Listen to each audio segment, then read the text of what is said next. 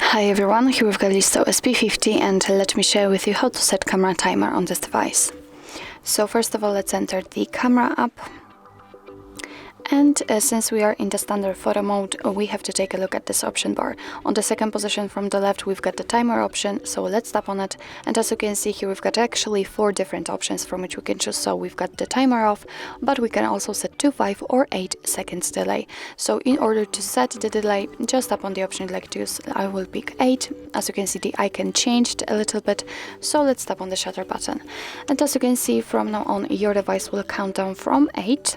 In this case, and after that time it will take a photo.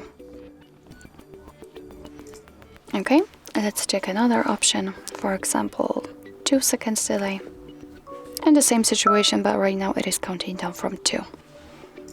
Of course, you can turn it off just by tapping on this off icon, and from now on your device will take photos right after touching the shutter button without any delay. So actually this is it. This is how to set camera timer in your Listo SP50. Thank you so much for watching. I hope that this video was helpful, and if it was, please hit the subscribe button and leave the thumbs up.